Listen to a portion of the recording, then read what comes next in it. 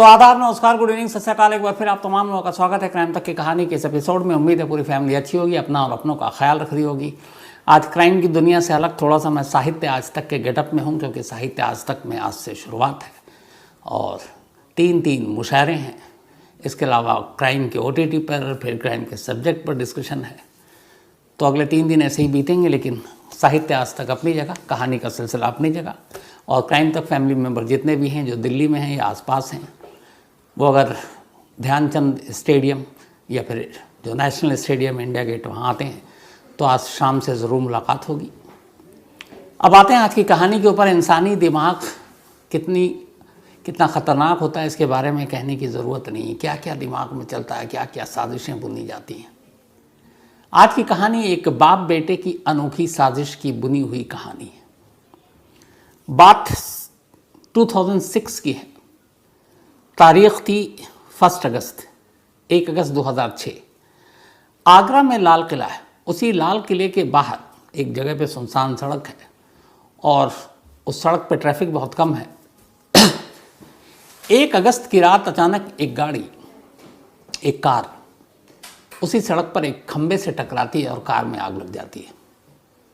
Car में आग लगी, आसपास में कोई था नहीं, कार धू कर जल उठी। बाद में कुछ राहगीरों की नज़र पड़ी, उन्होंने पुलिस को खबर की। पुलिस मौके पर पहुंची तो देखा कि कार बुरी तरह से जल चुकी है और कार की ड्राइविंग सीट पर एक शख्स जली हालत में मुर्दा पड़ा है। पहचानने की भी हालत नहीं थी उसकी। पुलिस ने मामला दर्ज किया, लाश को पोस्टमार्टम के लिए भेजा। अब कार के रजिस्ट्रेशन नंबर से और चेचिस नंबर से कार के ओनर का पता चला। कार का नंबर था UP 14Z2255। ये गाज़ियाबाद का नंबर था। अब इस रजिस्ट्रेशन नंबर के थ्रू आगरा पुलिस ने गाज़ियाबाद पुलिस को कांटेक्ट किया और इस नंबर या इस कार के मालिक की असलियत जानने की कोशिश की। पता चला ये कार जो है ये अनिल कुमार नाम के एक नौजवान के नाम पर है। अनिल कुमार गाज़ियाबाद का रहने वाला था। कपड़े का थोक बिजनेस था उनका और ये बिज़नेस वो अपने फादर के साथ मिलकर किया करता था, जिनका नाम था विजयपाल। तो अब आगरा पुलिस विजयपाल के घर पहुंची और उसने बताया कि एक रोड एक्सीडेंट हुआ और ये गाड़ी है। उन्होंने कहा ये हमारे बेटे के नाम पर। फिर उन्होंने ये भी बताया कि हमारा बेटा एक बिज़नेस के सिलसिले में आगरा गया था और फिर वहाँ से उसको अपनी बहन के घर मथुरा जाना था, लेकिन लौटा नहीं। पुलिस की टीम उसे अपने साथ ले गई। विजयपाल आगरा पहुँचे, मुर्दा घर ले जाया गया। मुर्दा घर जाने पर वो चौंक उठे। उन्होंने कहा आप क्यों लाए हैं? पुलिस ने गाड़ी दिखाई, बताया ये एक्सीडेंट हो चुका है और इस गाड़ी के ड्राइविंग सीट से एक लाश मिली है। विजयपाल ने बताया कि हाँ, मेरा बेटा जो है वो अकेला ही निकला था अनिल घर से। अब लाश पहचानने के हालत में तो नहीं थी, लेकिन कुछ चीज़ें ऐसी थी, कद काठी और बाकी चीज़ें। तो विजयपाल ने कहा कि हाँ, ये उनके ही रोते धोते मेरे बेटे की लाश। मामला सुलझ गया। एक रोड एक्सीडेंट का मामला। फिर पुलिस ने पूछा आपकी कोई दुश्मनी किसी से? उन्होंने कहा कोई दुश्मनी नहीं। तो एक नॉर्मल रोड एक्सीडेंट का केस आगरा पुलिस ने दर्ज कर लिया। लाश को घर वालों को सौंप दिया गया। लाश का अंतिम संस्कार हो गया। बात आई गई हो गई। 17 साल तक मुर्दा बना रहा, सिस्टम को ठगा। लेकिन ये कोई सिस्टम को ठगने की पहली चीज़ नहीं है। अपने देश में तो पता नहीं ऐसे कितने कितने क्राइम होते हैं, कितनी तो आपको सुना चुका। 2006 की ये घटना थी। इसके बाद 17 साल बीत गए। 2023 आ गया और ये तारीख भी इसी महीने की नवंबर। 17 साल, 17 और 6 23। 17 साल में घर वाले अपने बेटे को लगभग भूल भी चुके थे। जो यादें थी वो धुंधली पड़ गई, जो गम था वो थोड़ा हल्का हो चुका था। 17 साल के बाद 7 नवंबर 2023 को अचानक गाज़ियाबाद और आगरा से बहुत दूर अहमदाबाद की क्राइम ब्रांच की पुलिस टीम एक घर में पहुंचती है और घर में पहुंचने के बाद वहाँ घर में रहने वाले उस शख्स के बारे में पता करती है। उस घर में 2 बच्चे थे, एक महिला थी, एक इंसान भी था। महिला का वो पति था। पुलिस ने जाकर पूछा कि भैया आपका नाम क्या है? तो उस शख्स ने बताया कि जी मेरा नाम राजीव कुमार चौधरी है। कहाँ के? उसने कहा मैं गुजराती हूँ। धारा परवाह गुजराती बोल रहा है। उसका Aadhaar card, driving licence, PAN card सब कुछ गुजराती। पुलिस उससे अलग से पूछताछ की, फिर बीवी को अलग कमरे में ले गई। उन्होंने कहा कि आप कहाँ की हो? उसने कहा मैं गुजरात की हूँ। उसने भी अपने सारी चीज़ें दिखाई। तो पुलिस ने कहा कि आपके इन लॉज कहाँ के हैं, कहाँ रहते हैं? अब बीवी परेशान, उसने कहा जी मैं इन लॉज को तो मैंने लाइफ में कभी देखा ही नहीं है। बोला मतलब सास ससुर देवर ननद? उसने कहा नहीं, आज तक मेरे हस्बैंड ने कभी मिलाया नहीं। उसने कहा कि कोई है ही नहीं उनका इस दुनिया में। और पुलिस पत्नी की बात सुनकर थोड़ी सकपकाई। फिर उसने कहा अच्छा ठीक है। अब इसी दौरान में उस शख्स की कुछ तस्वीरें खींची गई और तस्वीर आगरा पुलिस को दी गई। 2006 की कुछ अखबारों की कटिंग निकाली गई, वो दिखाई गई। और ये सब करने के कवायद के बाद पुलिस अचानक राजीव कुमार चौधरी से कहती है कि अनिल तुम्हारा पर्दाफाश हो चुका है।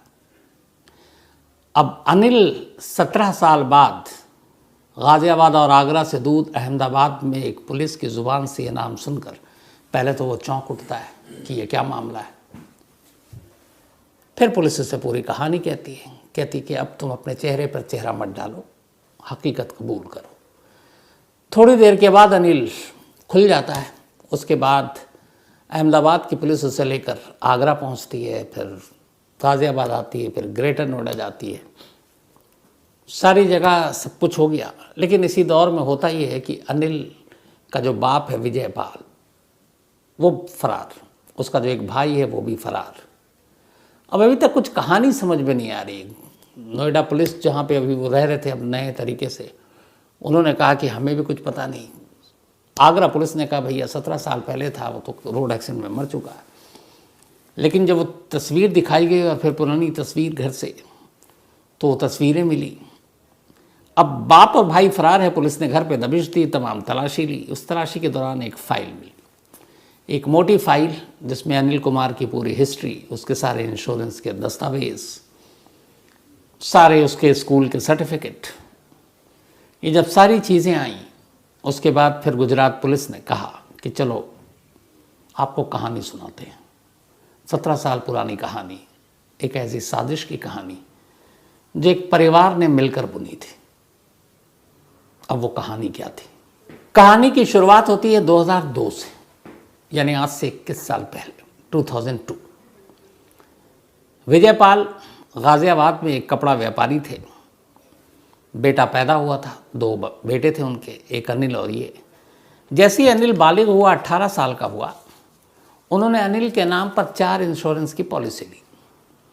और जो चारों पॉलिसी थी वो 20 लाख रुपए की थी। उसके साल का प्रीमियम चारों का 85,000, 85,000 जाता था। पर उस पॉलिसी में एक अलग अलग पॉलिसी जो देते हैं उसमें कई सारी चीज़ें होती हैं। उस पॉलिसी में ये था कि अगर इस जो भी टेन्योर है उससे वक्त से पहले पॉलिसी धारक की मौत हो जाती है तो इसका 5 गुना पैसा मिल जाएगा और प्रीमियम भरने की ज़रूरत नहीं है। तो 20 लाख इन्वेस्ट किया और अगर मौत हो गई, सामने वाला मर गया, तो 1 करोड़ रुपए मिलेंगे। तो उन्होंने एक एक कर 4 पॉलिसी ली अनिल के नाम पर अपने बेटे के, और चारों की पॉलिसी लेने के बाद अगले 5 साल तक प्रीमियम भरते रहे। पॉलिसी वालों को भी कोई शिकायत नहीं। 85,000 के हिसाब से करीब 4-5 लाख रुपए भर दिए।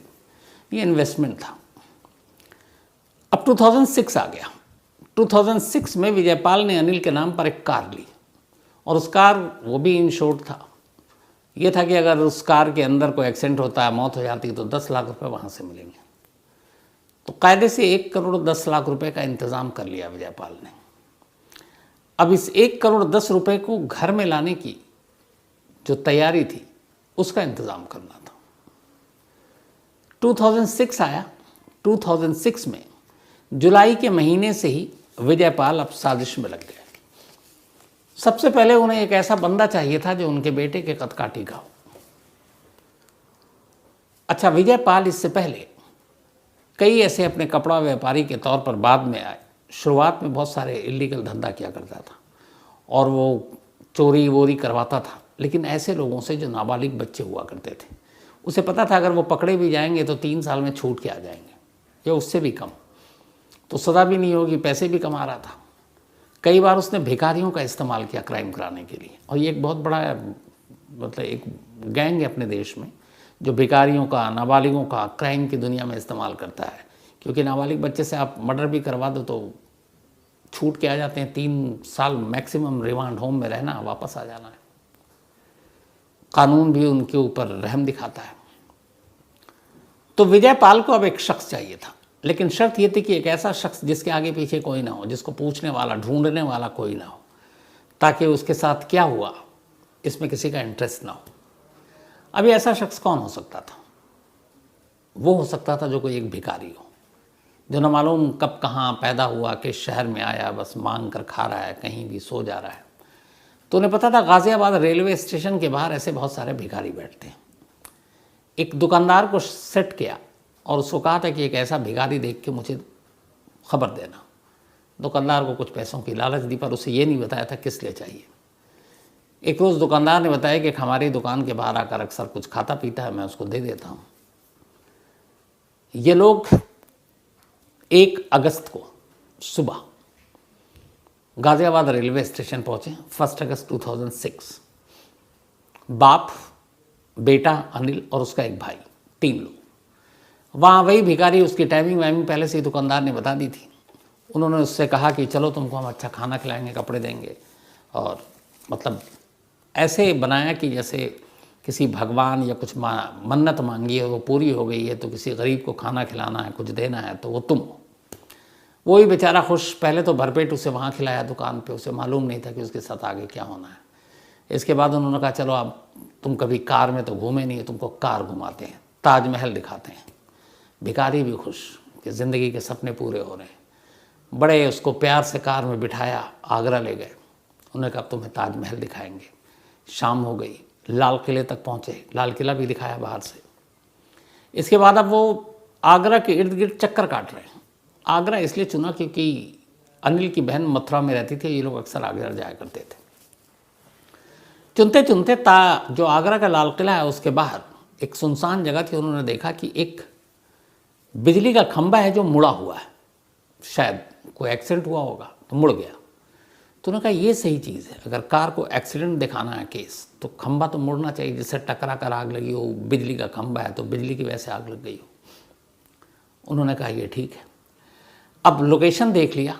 इसके बाद उस भिखारी को कहीं उस जगह से दूर ले गए और फिर उसे खिलाया पिलाया और उसमें नींद की 20-30 गोलियां डाल दी। इनके पास बेहोशी की कोई दवा मिली नहीं थी। अब 15-20 नींद की गोली खाने के बाद कहाँ इंसान होश में रहेगा। उन्होंने देखा कि ये अब लगभग बेहोश है।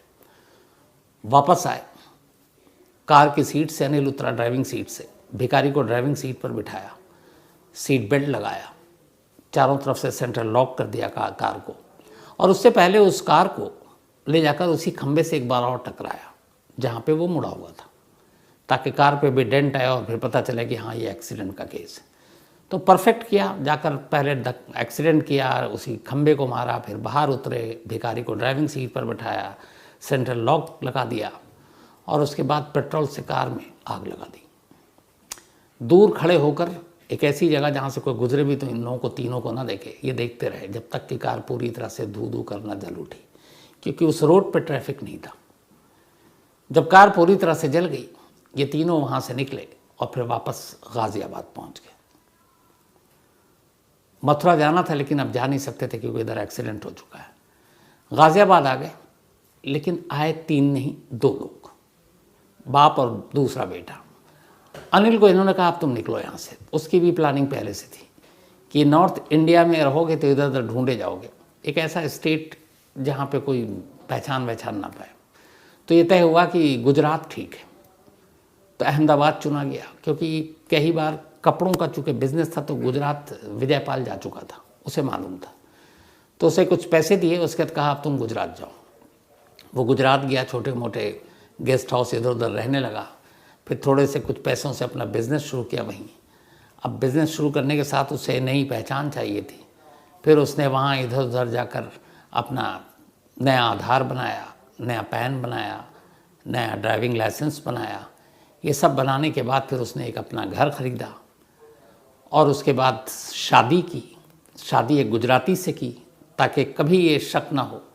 फिर उससे 2 बच्चे हुए और उसकी उधर ज़िंदगी चल रही है। अब अनिल कुमार जो है वो राजीव कुमार चौधरी के नाम से। अच्छा, उसने जो भी बनाया सब कुछ, उसमें सारी चीज़ें तो उसने नाम गलत रखी।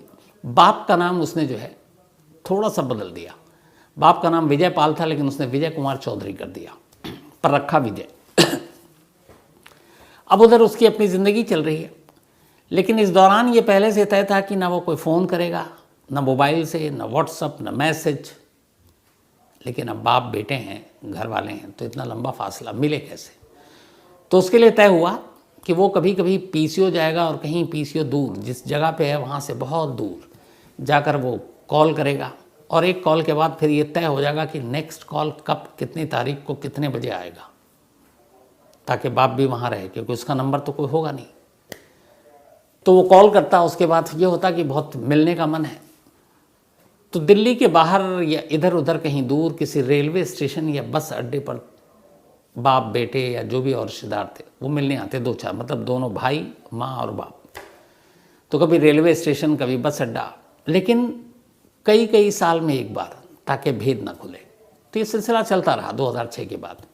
उधर गुजरात में वेसेट हो गया, 2 बच्चे हो गए, शादी हो गई। अब इधर उसके पीछे में उसके बाप ने गाज़ियाबाद से जगह छोड़ी और उसका ग्रेटर नोएडा में शिफ्ट हो गया। वहाँ उसने ज़मीन खरीदी, मकान बनाया। अब वहाँ पे भी कुछ लोग जानने वाले थे उसके, और उन जानने वालों को पता था कि इसने एक बेटा खोया है, एक्सीडेंट में मारा गया है। लेकिन जो पहले की ज़िंदगी थी, अब विजय पाल की ज़िंदगी में बड़े बदलाव आ गए। उसके पास बहुत सारे पैसे आ गए, उसने आलीशान घर बनाया, गाड़ियाँ ली, और इस सब की वजह ये थी कि जिस चीज़ के लिए सारी साजिश रची गई थी वो कामयाब हो गया था। एक्सीडेंट के बाद अब इंश्योरेंस कंपनी में क्लेम गया लेकिन पहले इंश्योरेंस कंपनी ने क्लेम देने से मना कर दिया। वो जो 80 लाख के करीब थे, 20 चौके 80, 20-20 लाख के 4 इंश्योरेंस थे वो पहुंच गया कंज्यूमर कोर्ट। कंज्यूमर कोर्ट में चूंकि पुलिस की रिपोर्ट और सारी चीज़ें थी, पुलिस ने लिख के दे दिया था ये एक्सीडेंटल केस है, ये है वो, इसमें कोई फॉल नहीं है। तो कंज्यूमर कोर्ट ने विजयपाल के हक में फैसला सुना दिया, और इस चक्कर में लगे करीब 1-1.5-2 साल। तो कंज्यूमर कोर्ट का ये भी फैसला आया कि अब जो ये लड़ाई इसने लड़ी, इतना आना जाना, वकील फीस, इसका भी हर्जाना आप दोगे। तो 80 लाख अब 95 लाख हो गया, 95 लाख रुपए। तो कंज्यूमर कोर्ट ने वो 95 लाख रुपए दे दिए। इधर गाड़ी का इंश्योरेंस भी किया था, जो गाड़ी जल गई थी उसके 10 लाख रुपए मिले। तो कुल मिलाकर 1,05 लाख रुपए विजयपाल के पास आ चुके थे। अब 1,05 लाख से वो आराम से अपनी ज़िंदगी जी रहा था। उधर उसका बेटा भी जी रहा था, क्योंकि उसमें से बहुत सारे पैसे उसे भी मिले, और ये सब कुछ चल रहा था। अब आप कहेंगे कि सब कुछ ठीक चल रहा था, तो 17 साल बाद नवंबर 2023 में ये भांडा फूटा कैसे? हुआ ये कि विजयपाल, कहते हैं लालच का कभी पेट नहीं भरता। विजयपाल ये काम तो कर चुका, उसे लगा कि सबको, सिस्टम को पूरे बेवकूफ़ बना दिया, 1 करोड़ रुपए आ गए, 17 साल बीत गए, किसी को भनक तक नहीं है। अब धीरे धीरे पैसे ख़त्म हो रहे हैं। उसने कहा कुछ नया काम करते हैं, नए तरीके। अब उसने लोगों के इंश्योरेंस करवाने शुरू कर दिए, और कुछ लोग ऐसे थे जिन्हें मालूम था कि ये मासूम लोग हैं, इन्हें ज़्यादा जानकारी नहीं है, नॉमिनी खुद को बना लिया। अब इत्तेफाक से एक ऐसा केस आया जिसमें एक शख्स ने इंश्योरेंस की प्रीमियम भर रहा है, नॉमिनी में इसका नाम है, वो पढ़ा लिखा था। उसने बोला कि ये क्या बेवकूफ़ी है। तो फिर उसने कहा वो तो हमें विजय साहब ने कराया, अच्छे इंसान है। तो जब ये बात पता चली तो उसने कहा हमारे और भी कुछ जानने वालों का कराया, अब उन तक गए तो पता चला सबका नॉमिनी वही है। तो अब ये कैसे मुमकिन है? तो लगा ये फ्रॉड है। अब वो जो शख्स था उसने कहा कि यार ये ऐसा क्यों कर रहा है, इसके बारे में ज़रा जानकारी हासिल करते हैं। फिर उसने पता किया कि पहले ये इतने पैसे वाले नहीं थे, और ये गाज़ियाबाद में रहते थे। उसने पूरी जासूसी करनी शुरू की। फिर उसने कहा कि एक 2006 में इसके बेटे का एक्सीडेंट हुआ था, और उसमें वो मारा गया, और उसके बाद करीब 1 करोड़ रुपए इंश्योरेंस के पैसे मिले थे। तो उसमें भी नॉमिनी यही था, लेकिन वो तो चलो बेटा था, बाप ही नॉमिनी होगा, शादी उस वक्त हुई नहीं थी। अब उसने जासूस बन के काम करना शुरू किया। इत्तेफाक से इसी दौरान 1-2 बार ऐसा हुआ कि उसे लगा कि जब उसने पड़ताल शुरू की कि बेटे की मौत के बाद परिवार का रिएक्शन क्या था, तो ज़्यादातर लोगों ने कहा यार जवान बेटा मरा, लेकिन कुछ इन लोगों के घर और चेहरे और हाव भाव से कुछ पता नहीं चला कि इन्हें सदमा है। अब वो पीछा करना शुरू कर दिया। एक रोज़ वैसे ही फ़ोन आया, मिलना है रेलवे स्टेशन पर। अब 17 साल बीत गए थे, थोड़े वो सब भी लापरवाह हो गए। तो हुआ कि दिल्ली में ही एक रेलवे स्टेशन पे मिलते हैं। अनिल गुजरात से आया, इधर से बाप गया, भाई गया, और इधर वो शख्स जो ये सब कुछ अब जान रहा था, लेकिन अभी तक उसे ये पता नहीं था कि ये वहाँ क्यों जा रहा है। पीछा किया, वहाँ पहुँचा। जब वहाँ पहुँचा तो उसने देखा कि एक शख्स से ये लोग बड़ी देर तक मिले, गले वाले मिले, उसके बाद चला गया। अब उस शख्स को जब उसने देखा, और ये कहानी उसे पता थी, उस अखबारों में भी ये खबर आई थी उस रोड एक्सीडेंट में उसके बेटे की मौत की, तो उसने वो सारे फ़ोटो भी देखे और देख रखे थे पहले। अब उसको देखा तो उसने कहा कि अगर मैं 17 साल पुराने उस लड़के को देखूं और आज के इस देखूं, 17 साल बाद थोड़ा हेल्दी हो गया है, चेहरे मेरे भर गए हैं, लेकिन ये वही है, हेयर स्टाइल चेंज है। अब उसे लगा कि यार इसका बेटा तो जिंदा है, लेकिन अब करे क्या। फिर उसने पता करना शुरू किया। उसने 2022 में नोएडा पुलिस को गुमनाम रहते हुए कंप्लेंट की। उसने कहा कि एक मामला 2006 का था, अनिल कुमार नाम के रोड एक्सीडेंट में मारा गया था, लेकिन वो मारा नहीं, जिंदा है और वो कहीं रह रहा है। नोएडा पुलिस ने तफ्तीश की, लेकिन वही है, अपने ढंग से की। नोएडा पुलिस ने तफ्तीश करके करीब 6 महीने बाद रिपोर्ट सबमिट कर दी कि कोई ऐसा आरोप में दम नहीं मिला और कोई ऐसी सबूत नहीं मिले कि ये पता चले कि जिंदा है। अब ये बंदा लेकिन लगा रहा, और फिर अचानक इसे पता चला कि वो अहमदाबाद में रहता है। जो काम पुलिस का काम था वो ये अब करने लगा। इसने अहमदाबाद में उसका नाम पता सब निकाल लिया। जब निकाल लिया तो फिर अब पुलिस तो है नहीं, नोएडा पुलिस में शिकायत वो कर चुका था, पुलिस ने कुछ मदद नहीं की।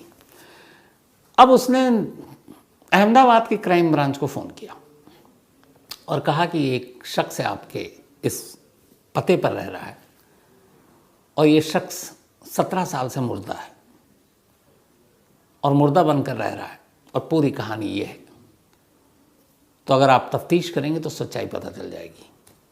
उसने प्रूफ के तौर पर नाम, पते ये सब बता दिए। फिर उसने कहा कि ये मामला सिर्फ ये नहीं कि 17 साल से मुर्दा बन है और जिंदा बनकर रह रहा है, एक शख्स सच में मरा था जिसके नाम पर ये मुर्दा बना हुआ है, तो इसका मतलब ये कातिल भी है। जब अहमदाबाद क्राइम ब्रांच ने ये बात सुनी तो फिर उन्होंने कहा यार इस मामले की तफ्तीश करते हैं, और जो उनके वो थे अहमदाबाद क्राइम ब्रांच के पुलिस वाले, उन्होंने फिर जाकर घर में उससे बातचीत की। इंस्पेक्टर मितेश त्रिवेदी, ये उनका नाम है, जो घर पहुंचे थे, और मितेश त्रिवेदी को ही ये जानकारी मिली थी कि ऐसे ऐसे एक मुर्दा यहाँ रह रहा है। तो उसके बाद जब ये पुख्ता जानकारी मिली तो पहले तो ये है कि कंफर्म करो, तब वो घर गए, उससे पूछा। पहले तो वही देख के कि सारे तो डॉक्यूमेंट्स इसके ओरिजिनल हैं, नाम भी इसका अलग है, वो बता रहा है अनिल कुमार, जबकि यहाँ पे इसके जितने डॉक्यूमेंट्स हैं उसमें राजीव कुमार चौधरी है।